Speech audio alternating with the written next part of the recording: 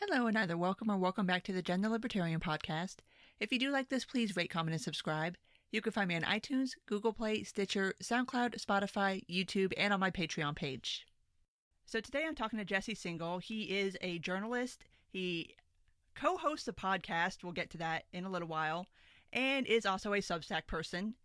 And let me go ahead and start. Obviously, you guys see the title of this episode. You already know what we're going to be talking about, but I did not have the lost form of letter writing making a return in 2020 on my bingo card, but nothing should surprise me at this point. But obviously, Jesse was one of the signatories on the original Harper's letter, and a lot of what happened after that, as far as the counter letter and some of the reactions to the letter, kind of center around Jesse. But before we get there, just so everybody kind of understands how exactly you became public enemy number one to certain groups of people, we kind of have to go back about 2-ish years now. I think it just had its 2-year anniversary, your Atlantic piece. Yeah, it actually predates that. So I could start from the original origin, which I think was 2016. Well, let's go ahead and start there and explain to people why it is that so many people seem to hate Jesse Singal. Yeah, so I mean, I guess I should just start by saying Twitter is not real life, and I do not feel particularly hated in any real offline sense. There's definitely a subset of people on the left who do seem to hate me on Twitter, although, I would argue they haven't actually grappled with what I've written, or not grappled with it in the same way they would grapple with other pieces of journalism. But either way, the whole thing started in 2016. I did a piece called "How the Fight Over Transgender Kids Got a Leading Sex Researcher Fired." And that story was about a gender clinic in Toronto run by a guy named Kenneth Zucker. He was seen as a leading clinician working with trans kids, basically trying to figure out if they should transition, what the process should look like, stuff like that. He had long been unpopular in the Toronto LGBT community because there were rumors he practiced reparative therapy or conversion therapy. That's where you would take someone who's traditionally someone who's gay and try to make them straight, using horrible practices from the past. In his case, the accusation was he took kids who were transgender and tried to force them to be cisgender. So he was fired as a result of this internal investigation. The investigation itself just jumped out to me as strange, and I started looking into it, and I basically found that a lot of the accusations against him were either false or unproven. The single most serious accusation was that he had insulted the physical appearance of one of his patients, that he'd called this person, who I believe identifies as male, a hairy little vermin when they took their shirt off for him as part of an examination. I got in touch with this person, and by sort of just doing some reporting and putting some pieces together, this person realized that Kenneth Zucker had not been the doctor who had done this to him. It had been someone else. So that entire charge was false. This person wrote the hospital, said, "I apologize, I had the person wrong." So I was basically able to debunk a number of these charges against Zucker. This was seen as defending the indefensible because it was just sort of an established fact, at least online, that this guy had done conversion therapy. I looked into it. I was not able to find a single case of what you could fairly call conversion therapy. I do think on certain questions of like the pace at which kids transition or how long they should wait and stuff like that, he was probably more conservative than many people are now. So I don't think it's impossible to critique his approach, but he was accused of conversion therapy, and I just did not find evidence he did that. And then we get to the Atlantic piece. Yeah, I did a cover story for the Atlantic a couple of years ago on similar issues, on the question of when young people should transition, what the process should look like. It's more complicated than a lot of media accounts would have you believe, because a significant number of kids who have gender dysphoria, or people who have gender dysphoria at some point, will not have it forever. It does sometimes seem to go away as part of just the normal psychological development process. So my story included a lot of interviews with clinicians who work with trans youth and so-called gender nonconforming youth. It included interviews with happily transitioned people, included interviews with detransitioners who had transitioned and then realized they weren't trans. Most of the attention was on the detransitioners, because that's, again, you're sort of violating an orthodoxy by suggesting transition might not be right for anyone, or that there might be a significant number of detransitioners. We don't actually know statistically how many detransitioners there are in the U.S., the one study people cite to claim the rate is low is from Sweden and from a much different context because it's from decades ago, and they just have a different system there. So yeah, this piece really launched an uproar that hasn't died down to this day. A subset of it has just been legitimate criticism. That's usually what I get via email when people write me about it. On Twitter, it's just been sort of a shitstorm, as you might expect. I don't know. Can I swear on this podcast? Oh, absolutely. Then it has been a giant fucking shitstorm. Yeah, complete with like, you know, all sorts of... I don't want to portray myself as a harassment victim in any big sense because I'm fine and I'm lucky to have a career in journalism and I have a book coming out that's not on this stuff at all. So I've been very lucky. But a lot of what's happened has been harassment, including people sort of fabricating stories about me and trying to sort of contrive Me Too events involving me and trans women, just like really creepy stuff I had never encountered before. And a lot of it tracks closely with the book that got me interested in the subject, which is Galileo's Middle Finger by Alice Drager. Her book is about when sort of science and activism clash, and part of it is about trans stuff. And she talks about a couple of researchers who really dealt with way more than I did. They really attempted to have activists really tried to destroy their reputations and spread false rumors about them and file complaints and all that stuff, you know, because they studied and talked about the issue in a way the activists didn't like, which that doesn't mean that the victims of these harassment campaigns were correct in their scientific views, just as it doesn't mean because I was harassed that my article was correct. But the point is, there are certain issues where if you write about them in a way that it isn't in line with progressive orthodoxy, you will get a lot of harassment from the left. And that was fairly new to me. I had mostly gotten harassment from the right because of my coverage of Gamergate and various sort of alt-rightish stuff. Yeah, and I reread the Atlantic piece just to make sure that there wasn't any kind of transphobic dog whistles I missed the first time, and no, there's still not there. But like you said, it does touch on a lot of things that the trans community doesn't particularly like people to bring up, like detransitioning and kind of questioning whether young people, like, and when I say young people, I'm talking like 12, 13-year-olds, should be put on hormone therapy instead of just letting them kind of do this gradually and kind of questioning certain things that you're not allowed to question. And yeah, it's been, some of the stuff you get is vile, like just really fucking vile. Yeah, I'm lucky. Look, I mean, especially now, of course I have to tout the podcast Blocked and Reported, patreon.com/Blocked and Reported. Between that and my newsletter and the book, I'm fine. I'm in like a position, I think most, just in terms of stability, not that any of us have stable jobs at the moment, but I have a more stable position than most. But if this same sort of wave of vile stuff, because that's what it is, had hit me when I was 10 years earlier in my career, when I didn't have the support of editors and stuff, it really could have derailed my career. So I think part of the over-the-top performative nature of it is it's like trying to send a signal to other journalists, like, don't cover this issue. Yeah, and to that point, I think let's move on to the first letter, the Harper's letter, which you are a signatory on. I don't know if we really need to discuss the letter anymore at this point, since everybody has discussed it to death. There have been think pieces. There have been think pieces about the think pieces.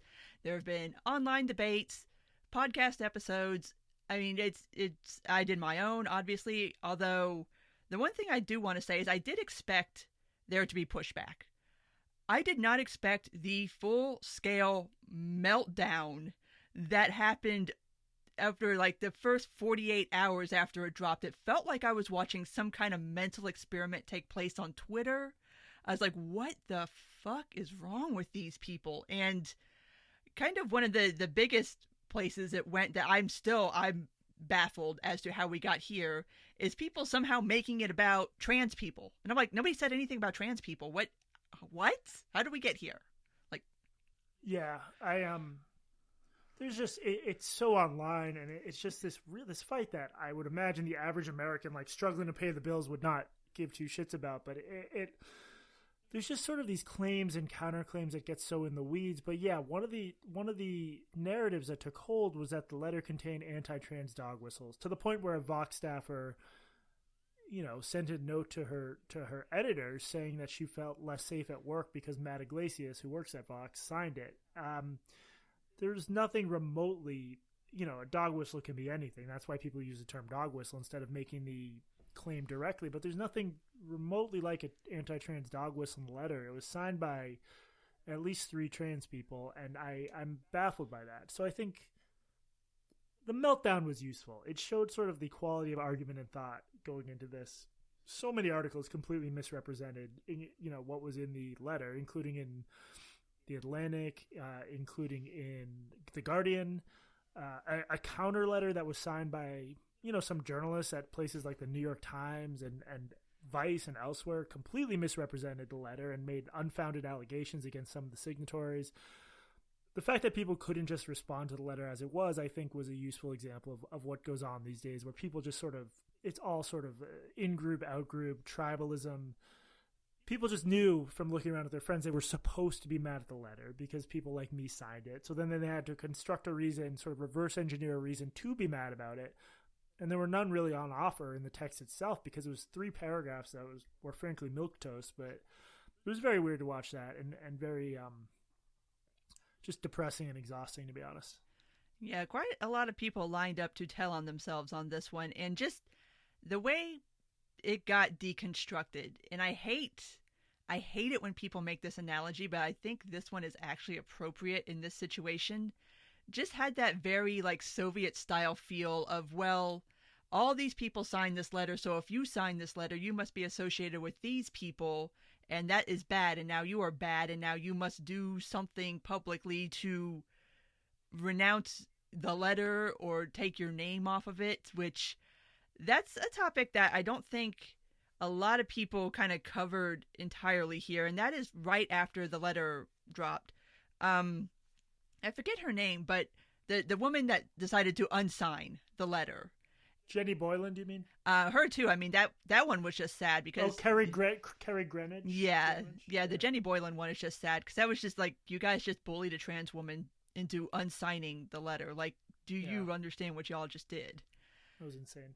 But yeah, the Boylan one, and kind of how she tried to twist it in this way of saying that, well, I didn't know, or I was kind of basically saying without saying that she was like tricked into signing the letter. So this is Greenwich. To be clear, this is Greenwich, not Boylan, right? Yeah. Yeah, she gave like a vague statement that made it sound like she didn't know what was in the letter, but of course she did. And then I think I didn't follow closely, but one or both of her sisters implied that someone had signed it on her behalf, which that was quickly debunked in a Daily Beast article. And then she ended up signing the counter letter, which I thought was hilarious. Like she switched sides. Yeah, but I wanted to talk about, because obviously you signed the letter. So just for the sake of letting everybody know what exactly the process was for signatories signing onto the letter, go ahead and explain to people how this was not some kind of weird underground nefarious process where anybody was tricked into this, but just like normal, do you want to sign this? No, 2 journalists I respect separately emailed me and said, we've got a bunch of people trying to sign this letter, and they included text of the letter. And I think I made one suggestion for like a word they should add, but I realized it was unlikely they were going to edit it because it's hurting cats to get that many names on one letter. That was it. I think one or both of the people who asked me to sign it, touted some famous names that were on it. That probably made it more likely I would sign it, but that was it. There was nothing. This sort of endless rumor mongering about this was ridiculous. I can't speak to how other people were approached, but in my case, it was literally, do you want to sign this letter? Here's why we think it's important. Yeah, and it just, like I said, it had that very Soviet feel of people having to back away from it because, like, oh, now it's like guilt by association, although what you were supposed to be guilty of, I'm not entirely sure. And I'm still not... There are people on the letter who like supported the Iraq War and who have made terrible decisions, I think. I don't support those decisions. I support the text of the letter because it's insane to imagine that by signing the same letter as people, I believe everything they believe on every front. I mean, it's just not an adult, normal way of understanding the act of signing a letter. It's so that we have to spend 1 minute defending ourselves, because other people who someone doesn't like, that anyone had to spend time defending themselves because I was on the letter, because I was obviously behind J.K. Rowling and other people, but I was one of the sort of known transphobes on it, as ridiculous as I think that is. This is like sub middle school level thinking. It's obviously the case that we signed the letter because we agreed with the letter. We didn't even know everyone on the name because it was like this big messy effort. So it's so stupid. And I wasted so much time on Twitter with just people who have no desire to actually discuss this issue, but just want to turn this into another sort of mass online outrage. And that's what I don't get is like, I would sign the letter. That being said, that doesn't mean that all of a sudden I like co-sign Noam Chomsky and David Frum. Like, I don't understand the concept of this even sticking to someone. Like, why would your response not be like, well, of course not, moron. I just signed the letter. I agree with the letter. I don't agree with all the signatories. Like, you're not, like, that's not the point, but people let it be the point. And it just, it's such a weird climate to where people don't feel safe, I guess, to just say, no, you're stupid. Of course I don't agree with everybody on the letter. I agree with the letter, not the signatories. Well, the other ridiculous thing was a lot of the coverage of it, and I think maybe the counter letter did this too. I don't have it in front of me, but they made it out as though this letter, which was signed by Noam Chomsky and Steven Pinker, Salman Rushdie, Margaret Atwood, that the signatories themselves were saying, we're scared of being canceled. We're scared of losing our jobs. That's ridiculous. The vast majority of the people in the letter, like, some of them are really famous. Some of them, like me, aren't famous, but have, like, a platform and have job stability for now. If I was afraid of being canceled over this or losing my livelihood, I wouldn't have signed it. The whole point is to, like, and a lot of my coverage of these blowups have focused on more vulnerable people. One on a college student who was caught in the maws of online outrage. Another on a kid at City University of New York who made like what was seen as too mean of an anti-Israel comment and was brought before administrators, which was a horrible violation of his free speech. I've covered people who are more vulnerable because that's who I'm worried about. I'm not worried about me. Like Katie and I directly make money off this bullshit. It's like giving us a job because it's just, things are so crazy right now. Of all the disingenuous responses, that one pissed me off the most, because the entire point of signing this letter and the way it was phrased the way it was is because we're worried about other more vulnerable people getting caught up in this bullshit and losing their jobs over nothing or losing their reputations over nothing. It's really unfair. Yeah, and it's one of those attacks that I really didn't get either, because people are like, oh, well, these people, they have jobs, they have tenure, they have platforms, they have money, they have this, they have that, or even in the counter letter that they're all wealthy white men endowed with massive platforms, which I had to restrain myself from making a joke about that on Twitter, but but yeah, it's like, yeah, that's the point. These people are speaking because they can, because they know the blowback isn't really going to reach them, although I would argue that maybe some of the people that signed the letter who work in academia might face some kind of pushback when and if they ever go back to college campuses, whenever we do college again. I don't know when that's going to happen, but yeah, that was like the whole point, was that these are people who are well known. These are people who have massive platforms. If it was just 150 random people signing their name to a letter, like, who cares? Like, nobody's going to give a shit about that, because who's going to promote it? Like, who, like, that, like, you people are missing the point.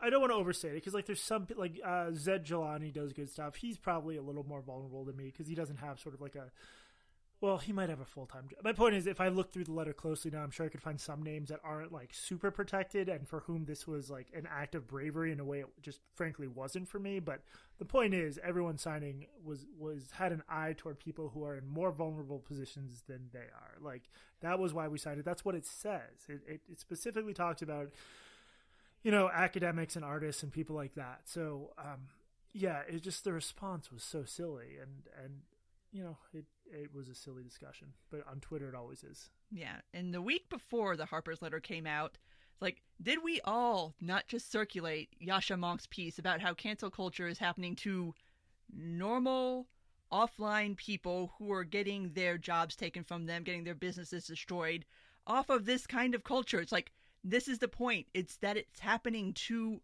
regular, normie, not extremely online people, and that's the problem. Yeah. No, I mean, again, that's what I'm worried about. I do think this stuff has an effect on journalism, and I've talked about that on the podcast with Katie, particularly an episode we did on Bari Weiss. We're now about to record our second episode on Bari Weiss, because such are the times. But yeah, it's a separate issue. Like, in journalism, it sort of closes the Overton window because editors are very scared of, like, Twitter outrage or their own staffers revolting, as we saw at the time. So that's an issue too, but it's sort of a separate one. Overall, I don't want to live in a world where, like, the average person can lose their job over a misconstrued hand gesture, as happened to one person, or for tweeting a link to a study, as happened in another incident. And the more we give into outrage culture And the more we let social media mobs have power, which is a choice because companies can just ignore them, the worse this stuff is going to be. Yeah, and it's just so much of the criticism of the original letter was just really disingenuous to me, and I didn't see anybody really engage with the substance of the letter, with a few exceptions. And the people that did engage with the substance did so in a fairly respectable way, but the vast majority of the pushback against it was just dumb shit. Like, stupid, dumb shit. It's like, did you read the letter? Like, did any of you read the letter? Well, not only that, but I mean, in many cases, including in the Guardian, like the Guardian claimed that we said the left is sort of more rude or more judgmental or whatever. You won't find that article anywhere in the letter, because I would not have signed a letter saying the left is particularly bad, because I don't think that's the case. So when a professional columnist for the Guardian can just fabricate a claim that's not in the letter and her editor doesn't catch it, and the Atlantic I wouldn't say it was quite fabricated. The same, it was just very obvious, a sort of bad faith misinterpretation of something Thomas Sheridan Williams said. This is just bad journalism, and it just it drags us further away from truth and understanding if, like, we can put our names on this letter and then no one will respond to the actual letter, but only to these bad faith caricatures of it. Yeah, and especially with that Guardian piece, it's like the whole point of the letter was that it called out Trump and right-wing censoriousness. Particularly, it was about right-wing censorship, not about left-wing censorship, which, again, did you read the letter before you commented on the letter? Nobody... Right. Or I would say, I mean, it describes Trump as a threat to democracy, and it'd be harder to, criticize him more harshly than that. And then it basically says, like, the left it seems to be adopting some of these same tendencies, which is bad. But it in no way singled out the left. It made its position very clear on that. Yeah. But moving on to the counter letter, because this I found kind of interesting, specifically because of you. So what was this published in? Some publication nobody's ever heard of? But there was a counter letter, and what I found interesting is and I mean, when I first saw this hit, I kind of rolled my eyes at it because, like, okay, you people just spent all this time bitching about people writing an open letter and then you haul off and write an open letter too. Like, okay, but I was like, okay, let me read it. Let me just see what they have to say. Maybe it will be something of value. Wasn't really something of value. In fact, as people have pointed out, the lies start in the second paragraph. Yeah. But it's this whole, and again, this also goes back to people kind of trying to bring this back around to, like, the LGBTQ issue, which again was not addressed at all in the original letter, like, not in any way, shape, or form. But you, Jesse Singal, got a whole paragraph in the counter letter. You got more space than J.K. Rowling did, which that to me was kind of like the aha moment. I'm like, okay, now I understand who this letter is supposed to be speaking to, because I think it's safe to say that J.K. Rowling is more famous than you. Yeah, just slightly. Just a little bit. I mean, just the internationally known author, household name, and then there's Jesse Singal. But here's the thing. The letter was supposed to be for everybody who knew who you were. So this is like an extremely online thing where it was just like, okay, so now I understand who the audience for this letter is supposed to be. And then that was kind of when I was like, okay, yeah, this is stupid. But yeah, how did you feel? You got a whole paragraph. You got your name got called out, your whole government name, in a whole paragraph, which is more than what anybody else got in the counter letter.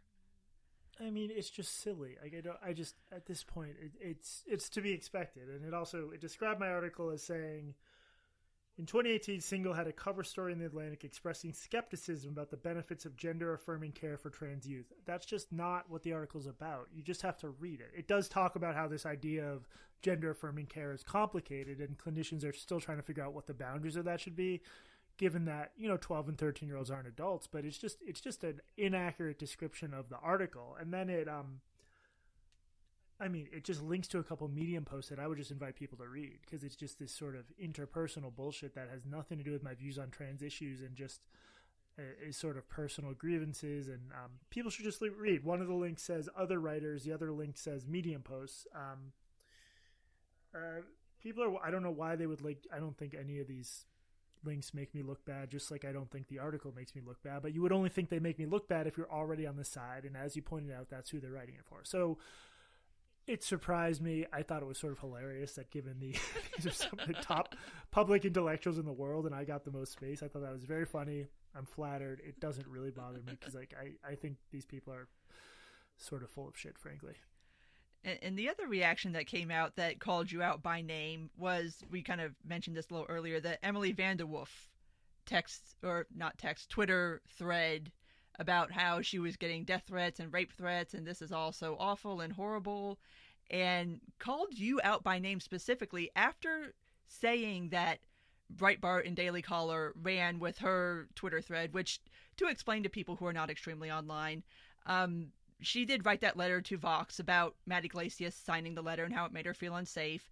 But then she also turned around and posted that on Twitter, which I have a whole rant that I can go on about taking stuff that should just be handled privately and making it public and the reasons why people do that. But this obviously generated a whole bunch of attention and a whole bunch of sympathy for Emily. And I don't know if she did get any threats or not. I don't want to call the woman a liar. I don't know. But the whole point is that she took this thing that should have been private, made it public, and then said that after you retweeted it, not that Breitbart or Daily Caller, but you retweeted her tweet thread, that's when all of this vile hatred started coming into her feed, which, if I had to pick from a group of people that were Breitbart readers, Daily Caller readers, and people that follow Jesse Singal on Twitter, if I had to pick from one of those three groups of people to send somebody vile death threats or rape threats or call for her job, it's going to be the Breitbart people, honestly. Well, and also, I'm slightly under-caffeinated, so apologies if I'm repeating what you just said, but also 2 articles in Fox News. Ben Shapiro mentioned it on his show, the Daily Signal, a huge number of right-wing Twitter personalities quote retweeted her directly, which I think I did do. I just screen capped it. As I said on the show with Katie on Blocked and Reported, patreon.com/Blocked and Reported, I don't like that I participated in the pile-on of her. I think as soon as she tweeted what she tweeted, it was going to get ugly, and she was going to get a lot of criticism and harassment, and I think she got both. I'm not pleased with like the what I view as the small role I played in it, but any sane, reasonable person looking at someone who became the subject of a right-wing outrage story nationally, which it was a national right-wing outrage story for a day or two, and then decided the reason she got rape and death threats was me, that's more about their feelings about me than any sort of objective analysis of the situation. And I say that as someone who was blown up on the front page of Breitbart myself. Like, it's not pleasant. You get really mean emails, although I'm sure you get meaner ones if you're a trans woman. So again, there's just a level of sort of just bad faith bullshit where it's just exhausting. Like, do I really need to spell out that if someone gets all that right-wing media attention, there's unfortunately going to be some unforgivable harassment, and that can't be pinned on one individual person tweeting about her? Like, I shouldn't have to point that out, but the sort of online discourse is such a warped funhouse mirror thing that I do. But again, I do apologize for contributing to it, because I did contribute to it. Yeah, and I think that calling you out by name instead of, say, Ben Shapiro or anybody like that goes back to the fact that she is a trans woman. And of course, your name holds a certain currency here in people who want to make the argument that Jesse Singal did something XYZ to a trans woman, and now awful, horrible things have allegedly happened, but we can't really verify, but somehow it's all Jesse's fault because everything is Jesse's fault. Yeah, I think there's unfortunately some truth to that. And, you know, again, I don't want to shirk my responsibility. I've said before that if, like, everyone's piling on someone, you shouldn't join in. And I joined in, and I shouldn't have. But I do not think I bear again, 2 Fox News articles, Breitbart, Daily Caller, Daily Signal, Ben Shapiro, half the conservative Twitter sphere. It's just, it makes no sense to pin this on me as the prime causer of it. Like, I just don't accept that. And I think anyone who argued that is just being sort of a jerk. But it's not a big deal. People endure much worse than a day or two of progressives yelling at them on Twitter. Yeah, which, by the way, did anybody ever acknowledge the fact that you did delete your tweet and apologize? I think a couple people did, like my followers. When this stuff happens, you're not going to see a lot of people standing up to, like, defend the target if the target is seen as capital B bad. So like, there's a huge number of people who know how the internet works, who jumped on the pylon of me, who could have very easily said like, you know, if they wanted to, they could have said, well, fuck Singal, but he's clearly not responsible here given the right wing coverage, but they didn't. But again, this was a blip, and I'm really fortunate. It's annoying, but it's not that big a deal. It's not in a vacuum, but it's like, for you, it's almost an everyday sort of thing where somebody somewhere is lying about you. And I would get annoyed by that. And I know you do get annoyed by that. And it's kind of one of those things where it's like, do I really handle this in public or do I just let it go? And it's like, oh my God. It's been frustrating. Yeah. I'm still not good at it, at handling it. And sometimes I tweet about it in a frustrating way, but it's not like the random pylons like what we just described that bug me. It's really just like people straight up making up rumors and circulating them. That stuff takes a little bit of a psychological toll. It's designed to, but you know, even there, like one of the people most responsible for that was a Slate writer. And I did a thing for my newsletter, just pointing out that professional writers shouldn't spread rumors. And it got a few 10,000s of views, and I felt like I told my side, and that was cathartic. But what am I going to do other than that? There's a lot of crazy people on Twitter, and if I was accused of plotting 9/11 tomorrow, they would believe it. But I can't. I need to sort of cede any desire to control that because I can't control it. Well, while we're on the topic of pylons, plotting 9/11. Well, I have a confession to make. Well, I was told the Jews run everything, but I didn't know it was you specifically. Yeah, this particular Jew, right? This one Jew over here apparently runs everything, so from what I've been told by Twitter. But as far as pylons and toxic environments, and since we have a little bit of time left, you want to talk about Bari Weiss and her letter? Because now we're doing letters. Yeah.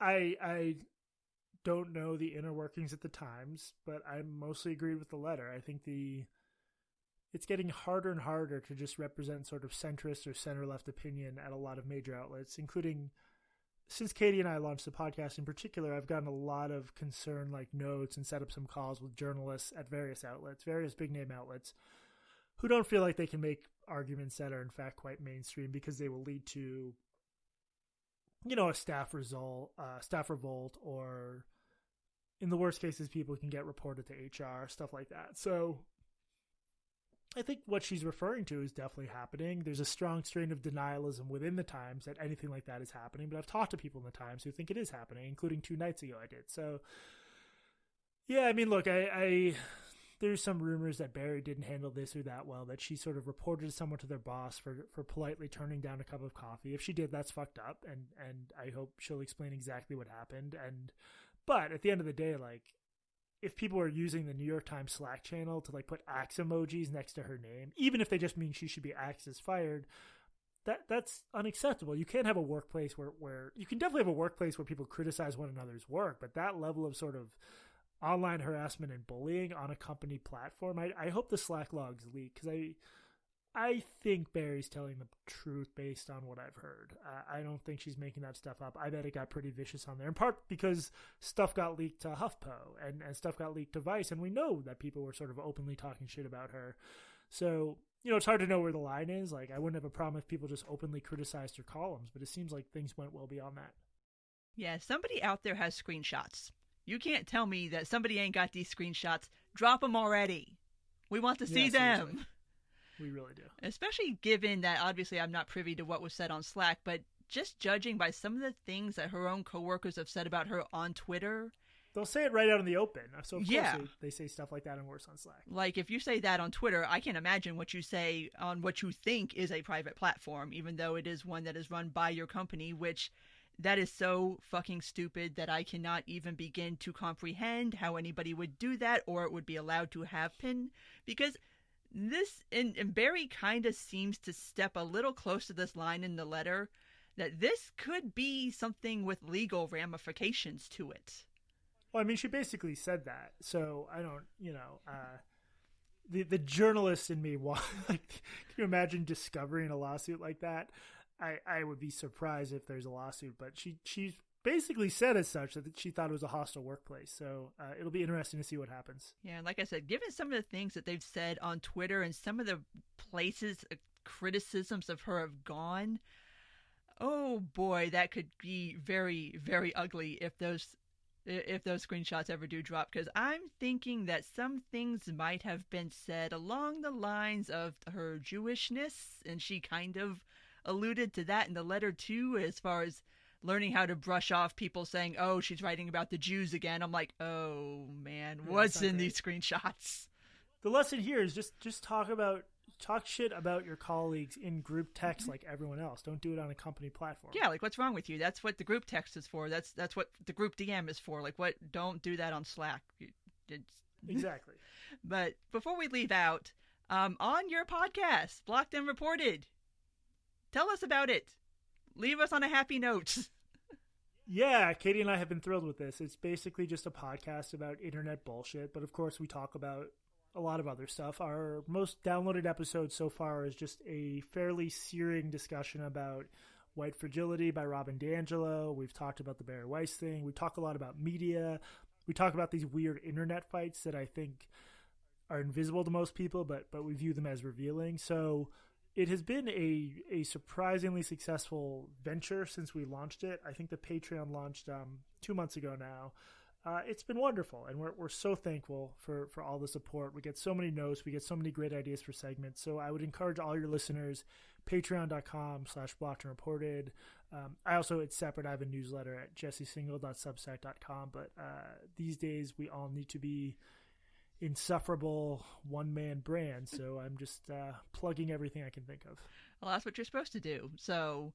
But yeah, the podcast has been phenomenally successful very quickly, which leads to kind of a conversation that's been happening a bit in different corners about how best to go forward with making content. Because just on the backs of the reaction to the Harper's letter, to Bari Weiss, to just the general media environment right now, of people kind of branching out and doing their own thing and making money doing this, and you guys have been very successful on that too. I don't want to put your business out there, but the last number I saw from you, I am jealous. I'm not going to lie.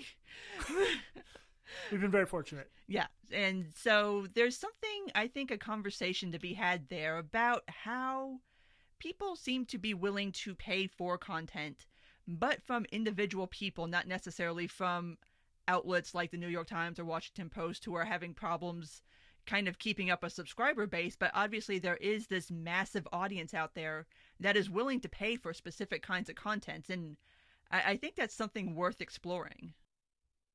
Yeah. So I'm not sure. Like, I think the Times does pretty well with subscriptions, but I think that's on the strength of their news coverage. Like, I don't think that many people are paying for the columnists, although I could be wrong. But I think the way Katie and I view it is like there's a missed opportunity from a lot of these outlets where, like, you know, if not that we would have ever been hired by a major outlet, but if they could have offered us a fraction of the money we're making now, we would have been happy to bring this under the umbrella of a major media organization. I mean that 3 months ago when we started. Now we have no incentive. We're just going to do it ourselves. But the point is, like, we're just having this sort of normal center-left conversations, if you had to flatten it to a spectrum, that people have around the dinner table every night. But increasingly, you can't see those views expressed in mainstream outlets because things are just getting pulled to the extreme. So I think we're very much in the right place at the right time, but what we're doing is not special. I think we have good rapport. I think it's a pretty funny podcast. I'm proud of it in multiple ways, but it's by no means some revolutionary thing. We're just having normal human conversations that are not constricted by these dumb online boundaries that are quite arbitrary and narrow often. Yeah, I'm glad and I'm happy for your success. And I know there's a couple of other podcasts that have had great success just having, like, normal ass conversations. And that's one of the things that, like, even when people try to explain the appeal of Rogan, they're like, he's just a normal guy. I'm like, okay, so you just, what you want is just to listen to a normal guy talk for 3 hours? Like, okay. I mean, dude's making way more money doing this shit than I am. So he just got $100 million deal. So apparently there is something there to that. So at this point, I think we'll go ahead and wrap this up. So one more time, plug all of your stuff.